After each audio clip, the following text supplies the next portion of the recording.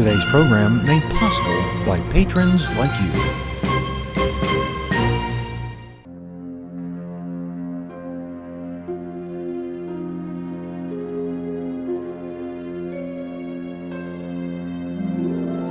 Welcome to where we celebrate music from the movies. From the golden age to present day, we've got it covered.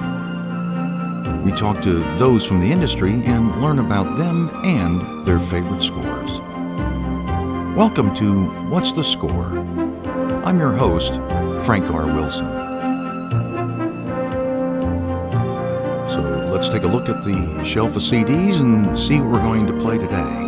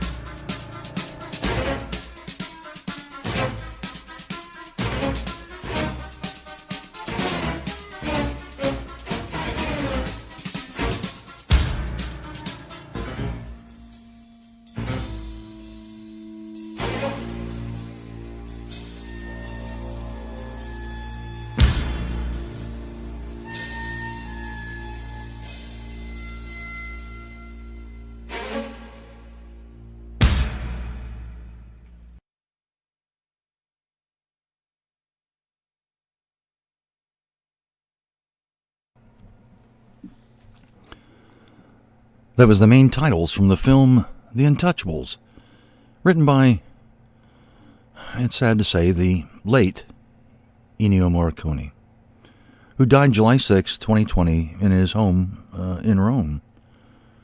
He was 91 years young.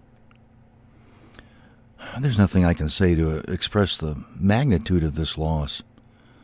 A giant in film music, for that matter, in all of music.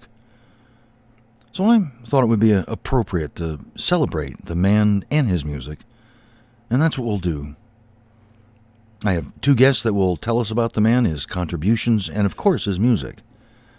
But before we dive in, I want to play one more cue that was chosen by one of our patrons, Douglas Lacey. The cue is from the film A Time of Destiny. That was where we'll begin as we celebrate the life and career of Ennio Morricone.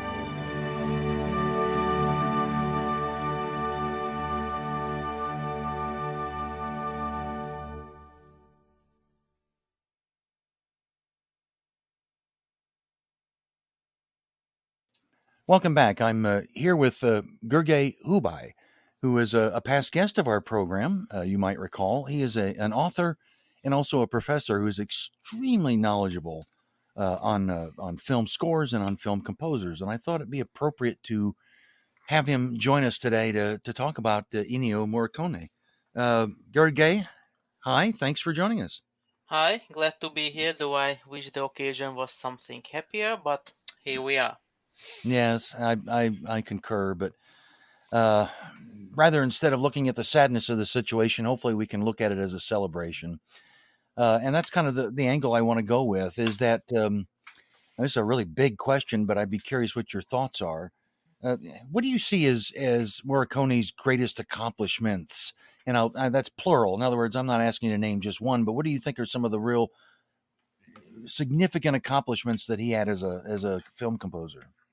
Yeah, if I have to pick one, I think that in the 1960s, there were several composers at the same time who have proven that film music and pop music can have a sort of cross section. That because something is part of a film score doesn't mean it's relegated to the film. In Hollywood, it would be something like Henry Mancini and the Pink Panther theme. In Britain, it would be something like John Barry. And in continental Europe, it would be very clearly Ennio Morricone, who of course had a great luck with doing some of the most memorable Western films. And but the scores he did for Fistful of Dollars or Good, the Bad, and the Ugly, they did feed off from his background in pop music and jazz music, and he just spun these themes around and created memorable film scores that are very much recognized outside the films as well. Yeah. Do you, do you have any idea? Because one of the things that impresses me was he was so prolific. I mean, if I recall correctly, it's something like over 400 scores. Maybe you have a more accurate number, but is there anyone out there that composed more film scores than he did? Well, maybe some people in the golden age Hollywood were close to that number. Max Steiner is also clearly in the several hundreds category, but those were a bit different times because then film composers were literally delivered their job on a plate. Like you had to, you have 1 week or 2 weeks to write this score, and that way you could easily get out a new film score every single month. Ennio's secret is that he was kind of a workhorse. He loved working, and of course, after a certain time, he did build up a sizable library which he could reach back to. And in the early 1970s, which was like crazy prolific, he would have 14 or 18 scores a year, which if you do your math is like more Wow. than more than one score a month. The secret there was that these were mostly Italian films, and he didn't really have to bother with the specific timing or writing cues. He could just record the music and the editors would make it fit, which of course speeds up the process considerably. Now this is something he didn't really do in Hollywood, with some exception. He did write specific picture specific music for the Hollywood productions, but in Italy after a certain time he could just do these massive recording sessions and they would just be used in the film with a little creative editing. Huh.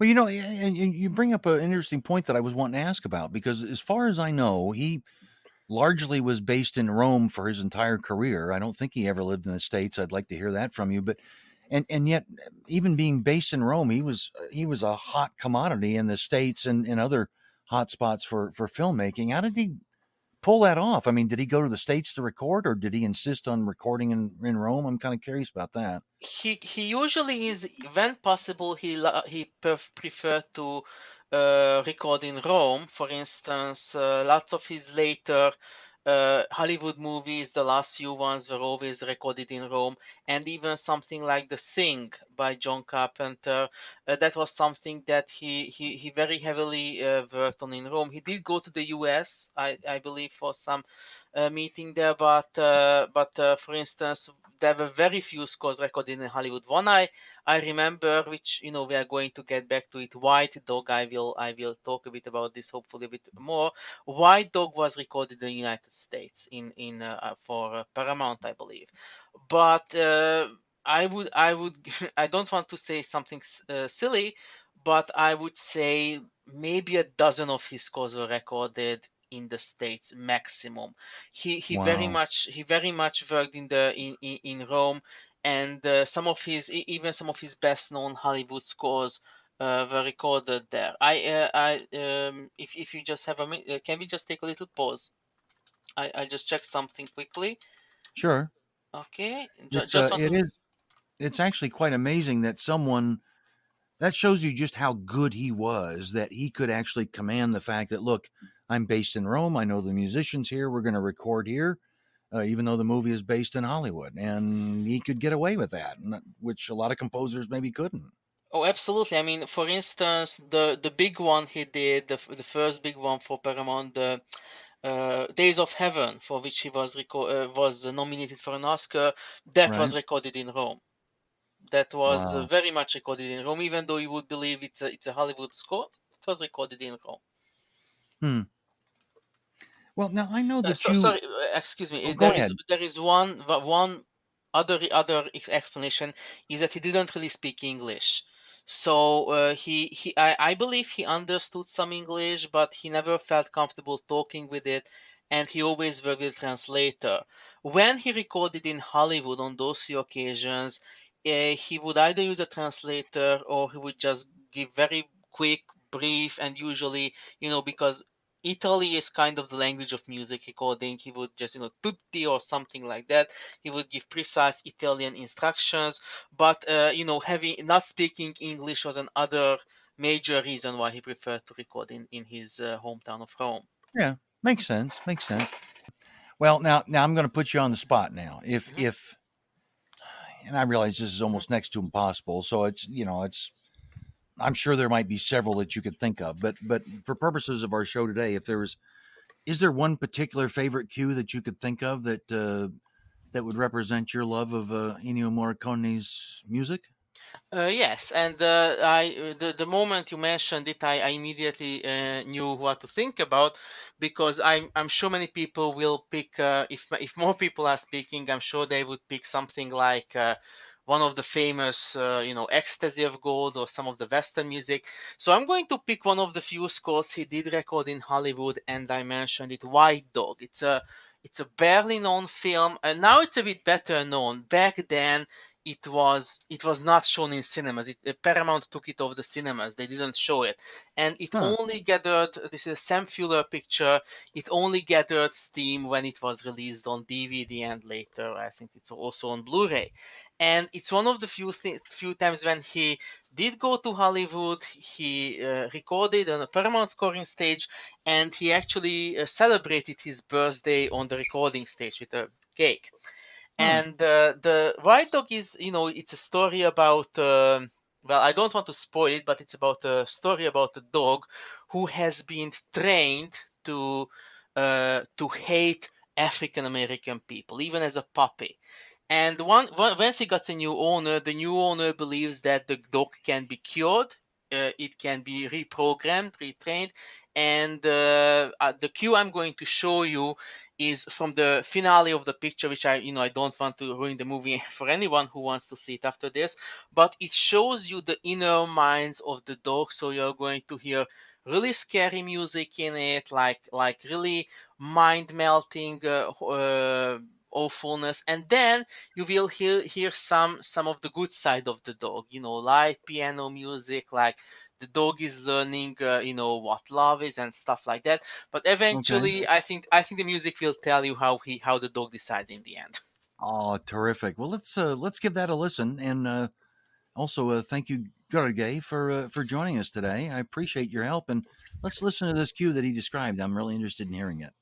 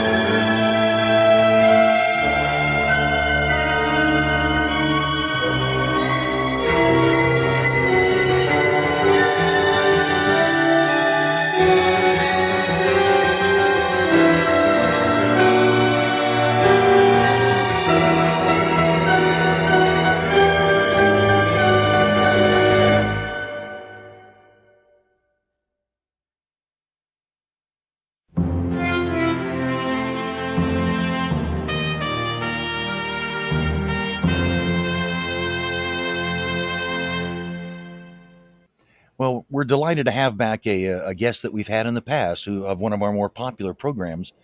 He's written liner notes for CDs and is very popular in film music circles as being an opinion maker. And he's been with us again on a program before. Please help me in joining with me to welcome Stephen Woolston to the program. Hi, Stephen. Hey, Frank. It's good to be back.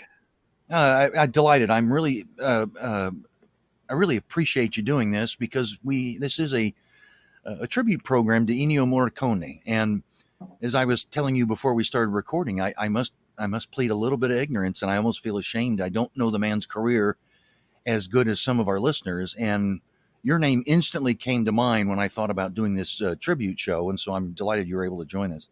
Oh, bless you, Frank. And I mean, there are some really great experts out there. I'm not one of the greatest experts, but I've certainly got a lot of his albums. I've certainly spent a lot of time exploring his music, and I'm just delighted to be able to share this with you.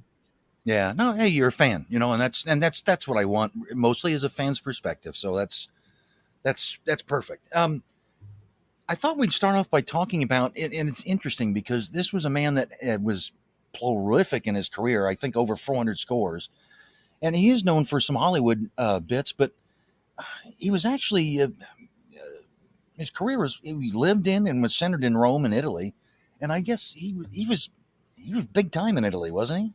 He was huge. I mean, I don't think people outside of Italy can really appreciate how huge he was. I mean, over the course of the last 3 years, I've worked quite a lot in Italy. And one of the big things that I noticed, Frank, is that everybody knew Morricone. I mean, it's not like in the US and the UK, where knowledge of even our most famous film composers is still pretty sketchy. I mean, you think about the UK.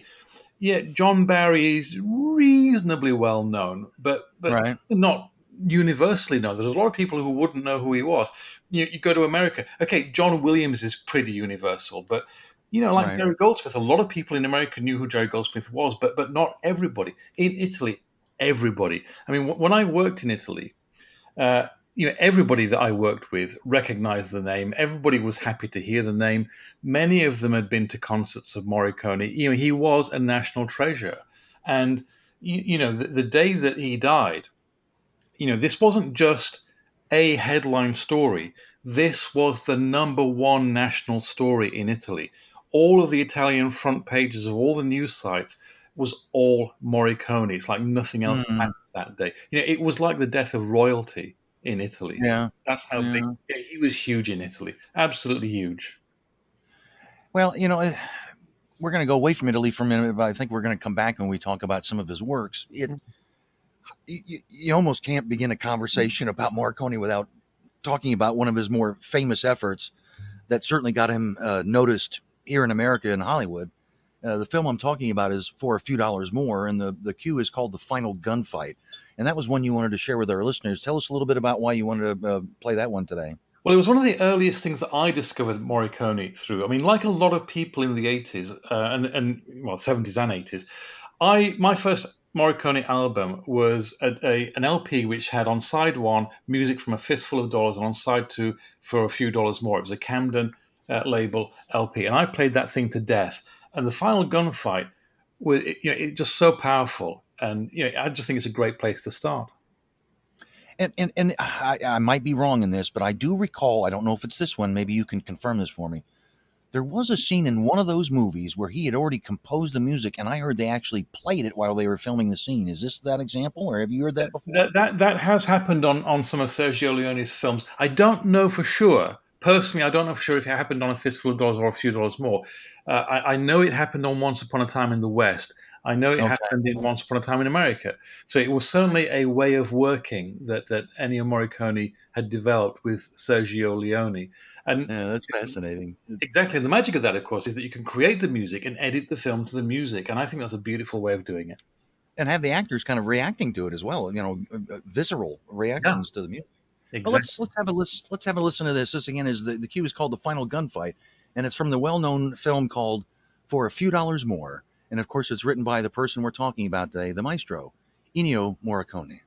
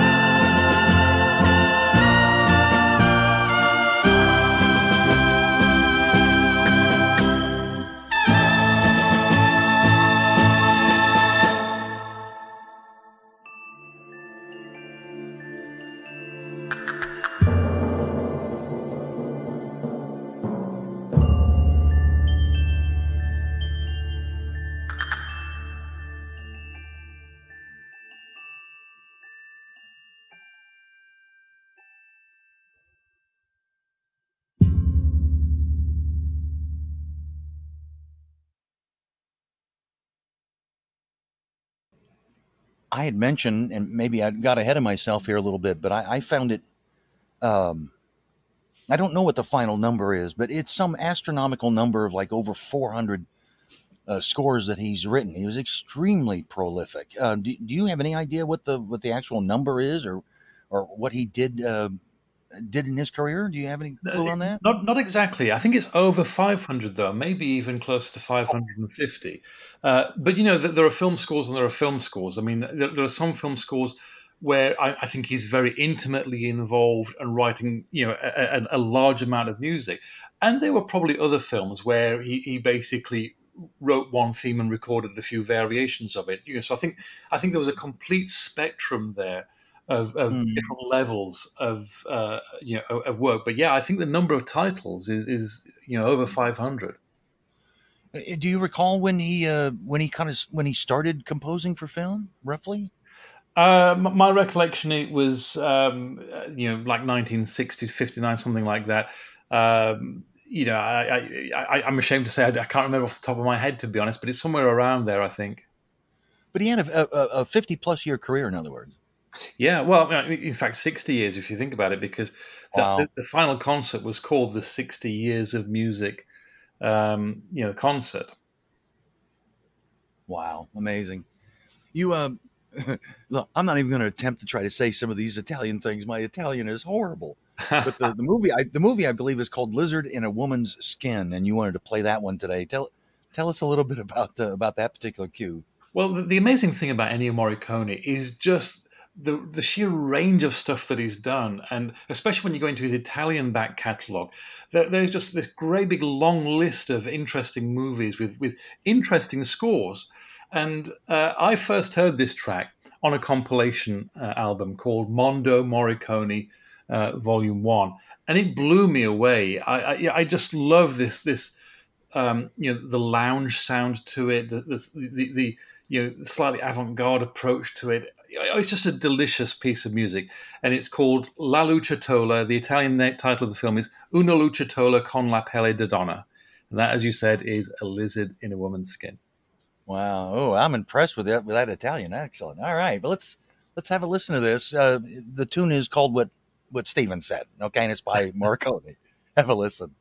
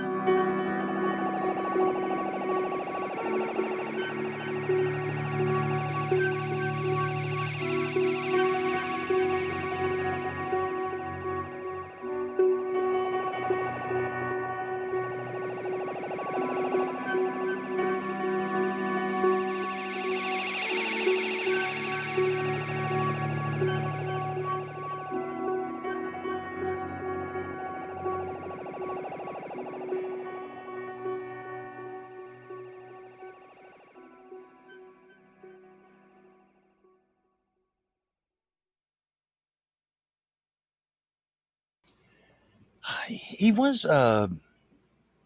It's safe to say, I think, that he was a trendsetter, but he also didn't mind, I guess, taking from other genres of music or things in the culture to kind of influence his music. And you want to talk a little bit about that? Well, the amazing thing about Morricone is just the various ranges and styles that he incorporated. I mean, obviously, he had an appreciation for classical music, and that comes through in a lot of his scores. He was a master pop arranger, and that comes through in a lot of his scores. He loved experimentation and improvisation, and that comes through, in a lot of his scores. And in fact, on the improvisation side, I was watching the Blu-ray disc of one of his films. The film is La Foto Proibite per una signora per bene. I might have got that a little bit wrong, but anyway, the forbidden photos of a woman. Again, I can't quite get the title right, but I was watching the That's Blu-ray. okay. I was watching the Blu-ray the other day, and there's a feature on that which talks about Morricone's scoring and the fact that an amount of his Italian film scoring was improvisational. He had these wonderful themes which he composed, but he also had this experimental and this improvisation nature. And all these styles came into his music, Frank. Like you say, you can hear the classical, you can hear pop, you can hear avant-garde, you can hear jazz, you can hear and from both smooth jazz through to really quite anarchic jazz and Huh. improvisation, and it's just so many things in there. He was a genius without a doubt. Wow. Wow. I take it there's an example here that you've picked to kind of show a little bit about that. It's okay. I'm going to give it a shot. I'll try anyway. Let's see. La asutlut asutlut lutu natural. La Sulota Natural, yes, exactly. I think Okay, close. Well, anyway, that was a track you wanted to play, and tell us a little bit about that. yeah. So again, I used to go to a shop in Leeds called Movie Boulevard, and number one, they were John Barry fans, but number two, they were Ennio Morricone fans. And at the time, there was a lot more Ennio Morricone coming out than John Barry. And I was in the shop one day, and this particular score had just been reissued on the Cinevox label, and they said, "Hey, have a listen at this." And the track that I've chosen is called "Sempre più verita," which I believe is the main title music from the movie. I'm not sure if this is a literal translation, but I believe that in the Western market, the movie is called "He and She." And funnily enough, I was actually having a look at the movie on YouTube earlier today because I didn't realize that it was there. Um, Hmm. in Italian, unfortunately, not with no subtitles, so I couldn't really understand it. But they played me this thing, and it was such an earworm. And this, I think, comes more from his pop influence, which I think was incredible in the '60s. I mean, our mutual friend Mark Ashby was making the point on some of our recent Zoom calls that Morricone and Barry in the '60s really brought pop music into film music and did it successfully, not in a cheesy way, but in a successful way. Yeah. And it was a breath of fresh air. It was a new wave in film music, and I think that this track perfectly captures what Morricone brought to movies from pop and how he did it successfully. All right. Well, let's have a listen to this. Another Morricone cue that's written for an Italian film. We'll have a listen, and we'll come back.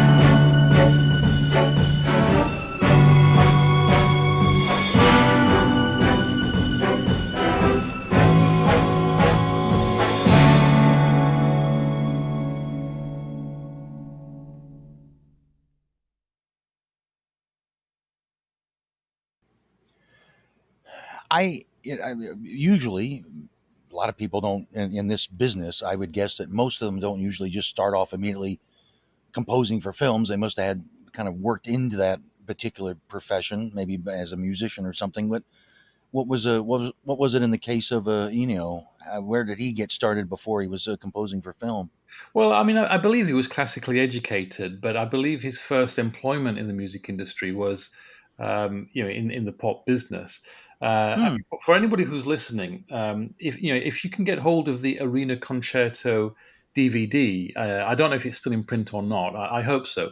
But if you can get hold of that, there's a documentary on that, which I think is really informative about Ennio's early career. But yeah, I believe that his first employment was in the pop industry, doing pop arrangements and that kind of thing. And one of the really big things from very early in his career, before he was really known in film, was he did a song called "Sei Telefonando" with the Italian singer Mina.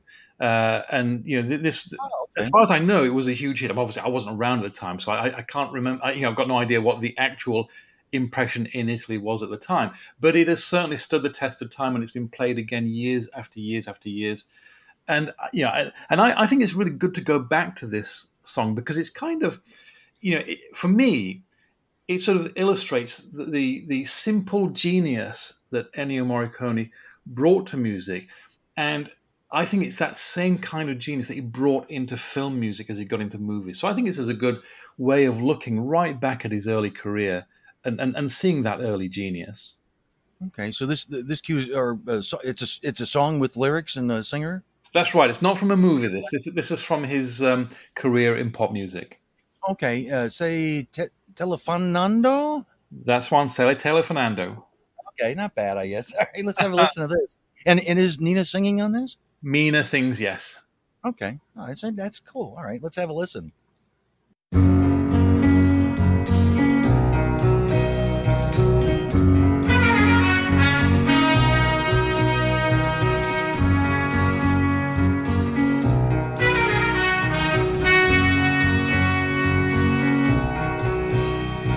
Lo stupore della notte spalancata sul mare ci sorprese che eravamo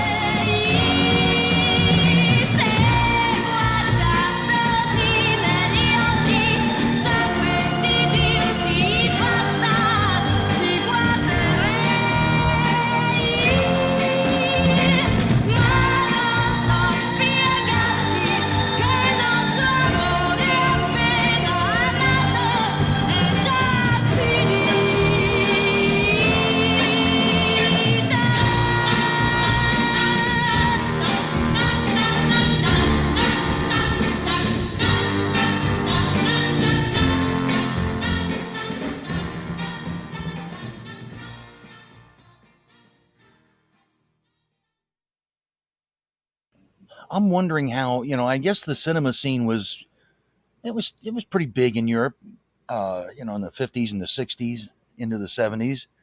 But, anybody who really wanted to be big in cinema, obviously you had to somehow come to America or do work for Hollywood. That was the, I don't know how to describe it, but obviously that was the king of all cinema, was to get work done there. And yet early on in his career, he was doing mostly Italian films. What led to him finally getting a chance to work on some Hollywood major films in America? Yeah. Well, do you know what? I don't know whether Ennio Morricone particularly had the ambition of working in America. I suspect, and I don't know this for sure, I suspect he was quite happy working in Italy, where he was, the number one man. But Yeah. so I don't know what actually led to him, doing his first Hollywood movies. But one thing I know for sure, though, is that a number of big directors in Hollywood certainly grew to admire Morricone's music because it had become, legendary. For example, we know that Warren Beatty, was a fan. We know that John Carpenter was a fan. We know that Brian De Palma was a fan. So, Yeah. I don't know the exact circumstances that led to Ennio Morricone doing his first Hollywood movies. We all know that he did have a Hollywood period to his career where he was working on movies like Days of Heaven, where he's working on movies like The Thing, where he was working on movies like The Untouchables, for example.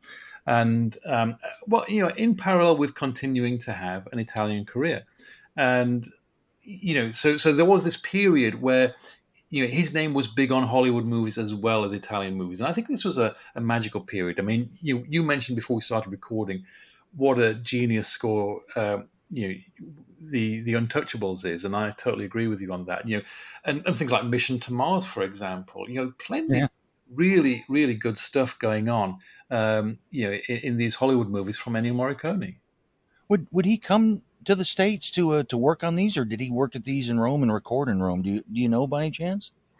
It may be mixed. I don't know for certain. I do believe. I mean, the one I know the most about, to be honest, is The Thing, and it is my belief that Ennio Morricone recorded in Hollywood for the orchestra sessions. I could be mistaken, but that's my belief. Okay. But I also believe, though, that so what happened on The Thing is that Ennio Morricone recorded some orchestral music, and he didn't really score it to picture, as far as I know. I believe that he really sort of wrote it and recorded it like library music, so that John Carpenter could use it like library music. And my understanding, and this is from some interviews I think I've read with John Carpenter. That may be on the Thing Blu-ray or something like that. That John Carpenter really liked what Ennio had written, but said to him, "But can you also do some electronic stuff?" And apparently he played him something like "Escape from New York," and said, "Can you write a few pieces like this as well?" And I'm not certain about this. I don't know for sure, but I think he may have recorded those ones in Rome. I'm not certain about that, but I think. Well, to start off our look at some of his Hollywood works, you've chosen a cue from the film called Casualties of War. Tell us a little bit about your including that in your tribute today. Well, the reason I included this is, I mean, Casualties of War has got the most heartbreaking theme, but there's a build-up to this. It starts off soft and it builds up, it gets harder, it goes to a crescendo, and then it's just a devastating conclusion. And when you see it on the picture, it's twice as devastating. But I just think this is such a perfectly formed piece of movie music from the start through the build up through to the crescendo and the conclusion. Okay, excellent. Let's have a listen to this. Again, this is from the film Casualties of War. The cue is called The Death of Owen.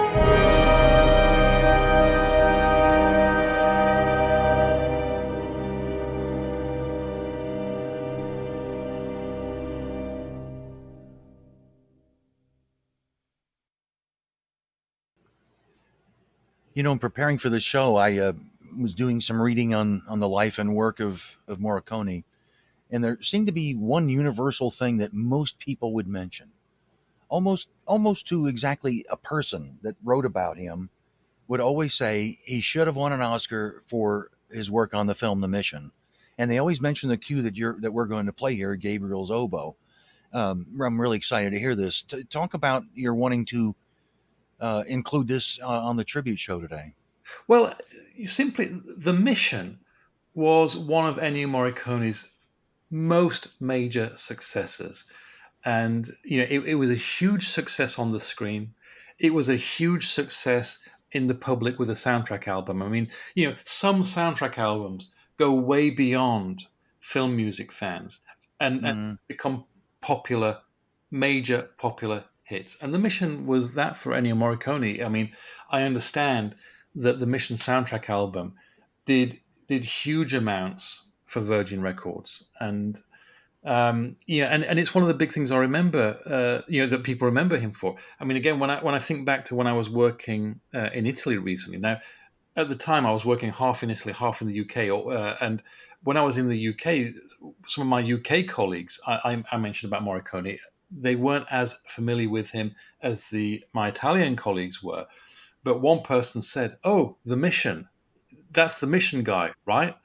And it's like, yeah, you got it. The Mission is so, you know, it's so in the public consciousness.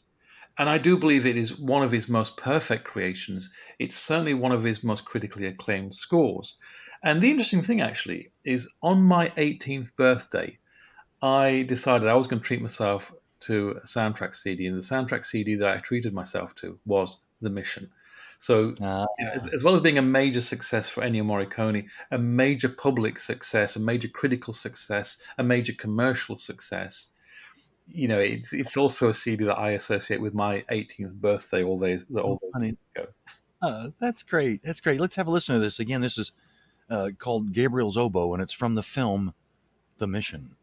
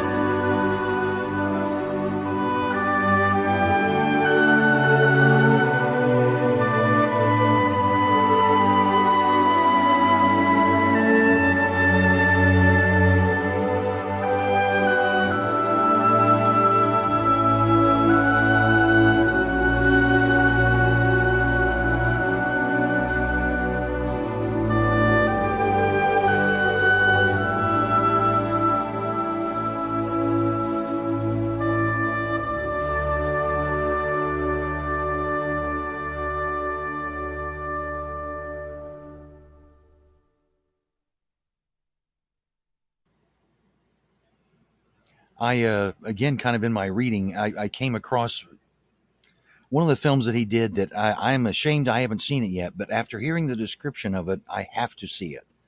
I just haven't gotten around to it yet. The film I'm talking about is Cinema Paradiso. Oh, We were you going to going to play a cue from that as his career kind of goes back to Italy for a moment. Talk to me about that film and what he accomplished with the music in that.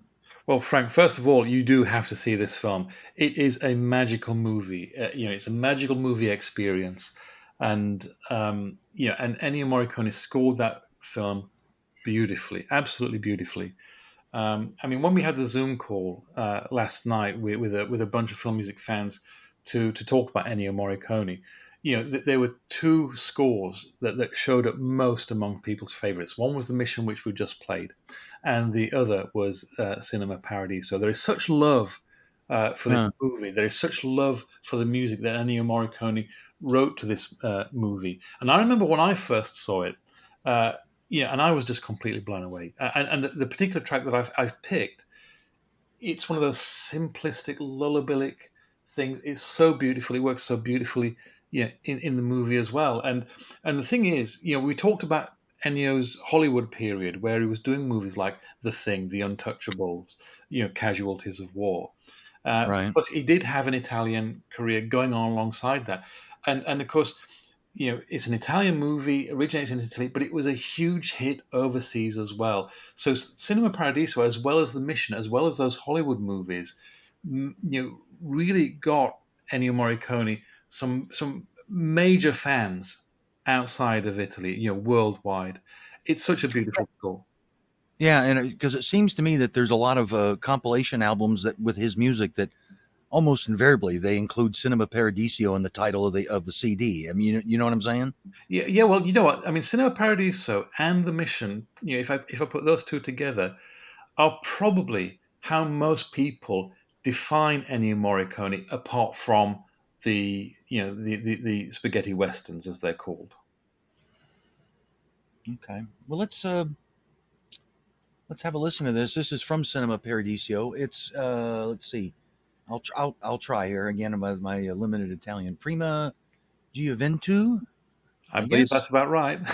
Okay, well, good. I'm sure I'll get emails, but anyway, let's have a listen to this again from the film Cinema Paradiso, and it's written by our tribute to today, the maestro Ennio Morricone.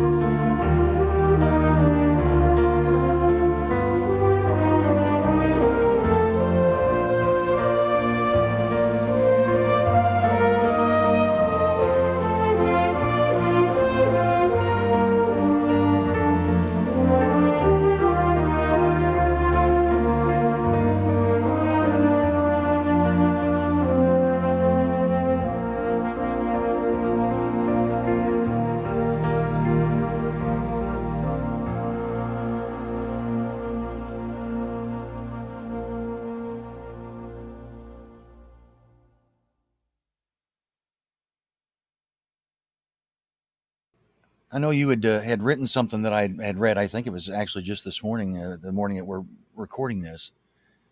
you had talked about Morricone's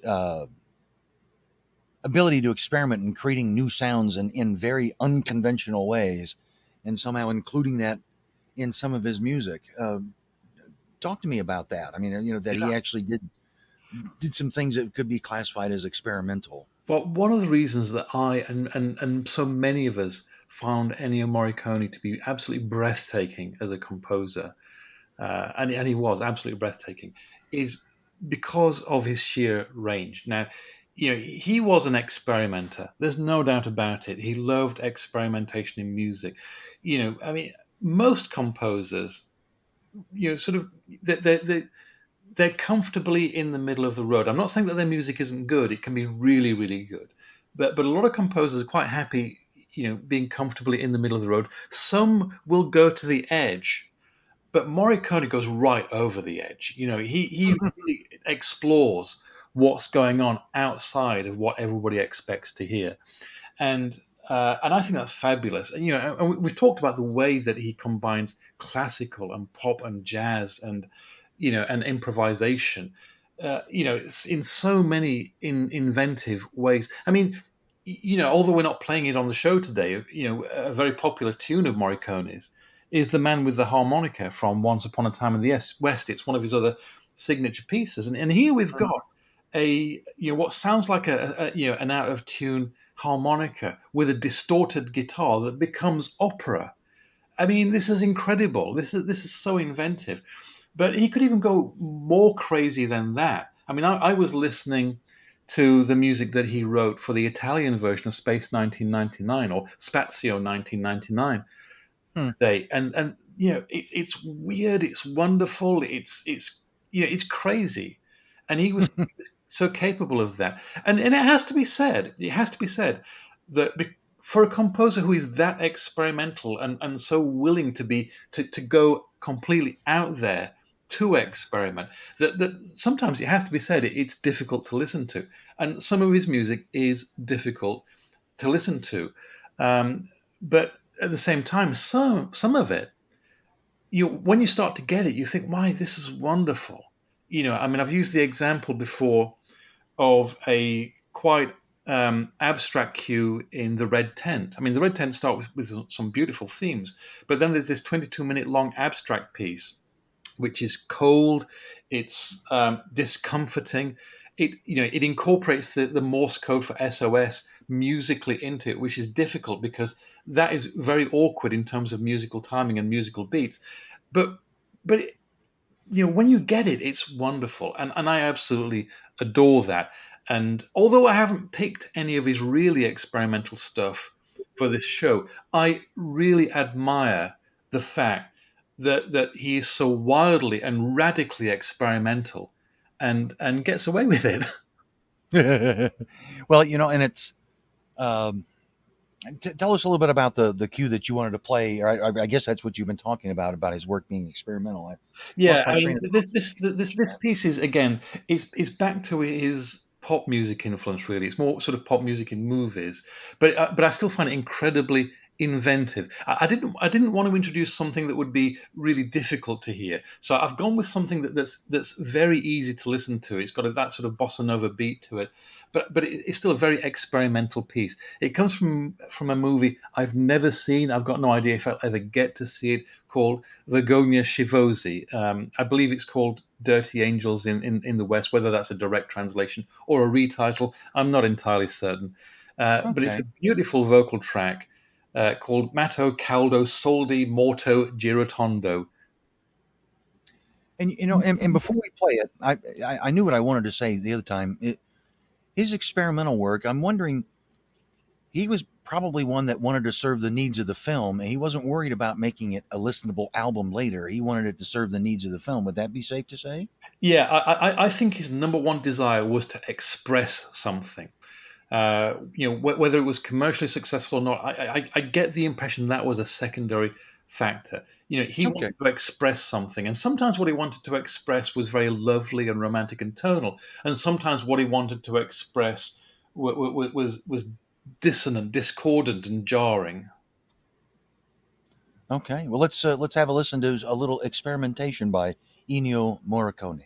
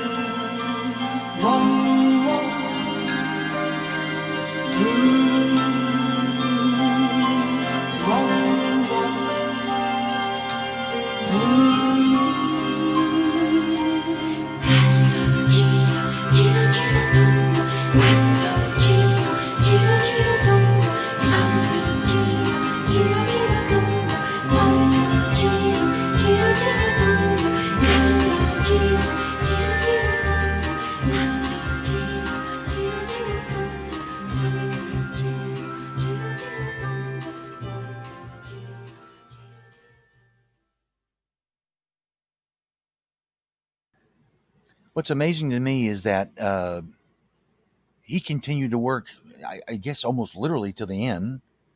He was still, writing for films, as I recall, and I think still even making concert appearances, if I remember right.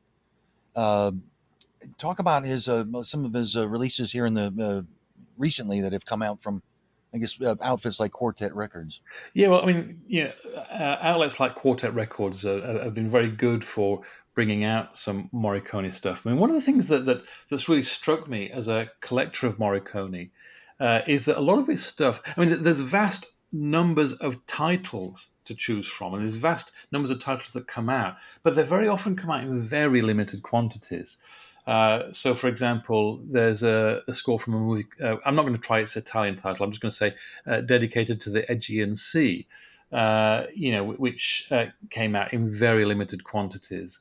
An expanded reissue of the Battle of Algiers came out in very limited quantities. But labels like Quartet have been very supportive in getting some of the lesser known Morricone titles out there, and I really appreciate that. And to what you were saying about continuing to work and continuing to do concerts. I mean, in 2018, 2 years ago now, but in 2018, I went to his 60 Years of Music concert at the O2, and I need to call out my friend Dave Norris here because it was, he'd actually bought the ticket, but he couldn't go, so he sold me the ticket, so I got to go instead, and it was a fabulous experience, to and the love for Morricone, in the O2 that night was incredible.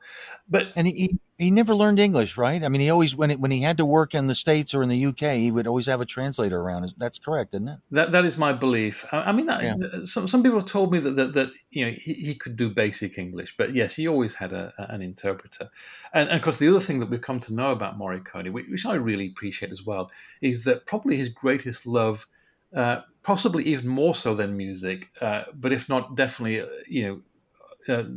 his first love besides music is family. He was apparently a really dedicated family man who really loved his family. Mm, And I massively appreciate that too. It kind of makes me wish I knew the guy. It kind of makes me wish that I knew that man, because as well as his musical genius, he just seemed like such a grounded human being, such a lovely human being, such a loving human being. And a man and very that committed to his work. yeah, that came through. I want to say, didn't he? I don't want to say a goodbye note, but I mean, it almost was kind of like he wrote a goodbye note that really expressed that love of family and of his wife and things like that. Wasn't that? Didn't I see that in the Yeah, you did papers? see that. I mean, it was a goodbye note. I mean, he knew he was going to die, so he actually wrote, a letter that actually started, "I, Ennio Morricone, have died." Yeah, He wanted to leave a message, and it's sort of a joyful and a sad thing all at the same time. yeah, And so I consider it a privilege that I managed to get to that concert and feel all that love that people were expressing for Ennio Morricone that day.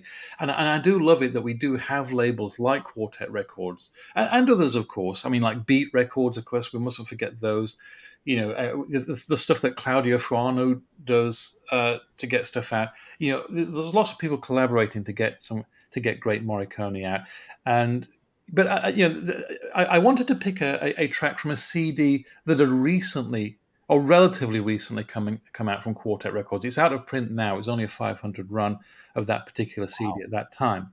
But it's a lovely cue, and our friend Henry Stanley, who goes by the name of Morricone on the Film Score Monthly board, talked about this last night, and I had to pull it out and listen to it, and I had to select it for this program.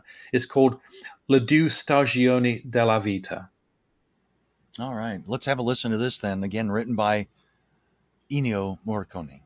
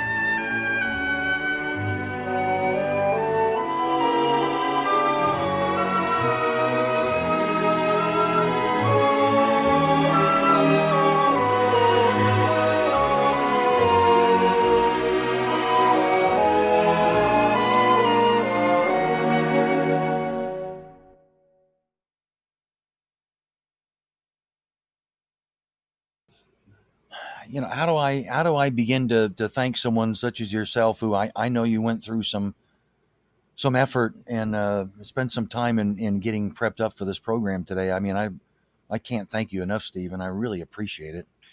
Oh, well, you're really welcome. I mean, to be honest, the hardest thing was picking only 10 tracks. Yeah, I'm sure. But I think you've done a splendid job of it to really show the wide variety of music that he was able to write during an amazing 60+ year career. Now, people are saying, hold on, wait a minute. You got to be kidding me. Stephen didn't choose The Ecstasy of Gold? Well, I got news for you. Yeah, he did. So I thought that's how we might end his segment. This is again from the movie The Good, the Bad, and the Ugly, and the cue is called The Ecstasy of Gold.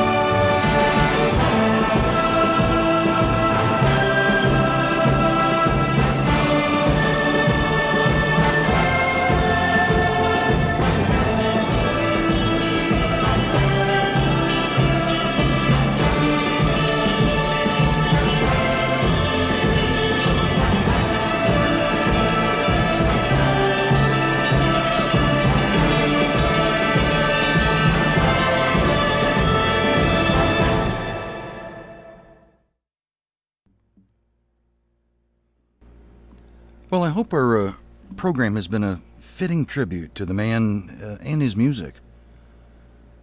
I think I'll end our program today with one of my favorites, which happens to be the end titles from the film The Untouchables. There's something about it that I think is just a fitting end to today's program.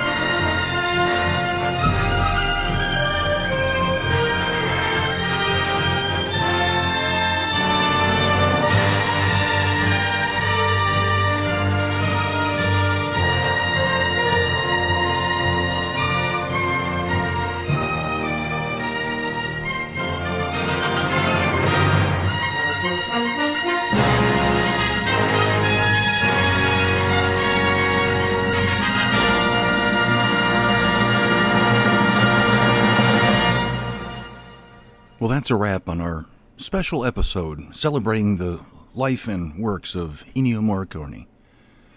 I'm your host, Frank Wilson. Thanks for listening to What's the Score?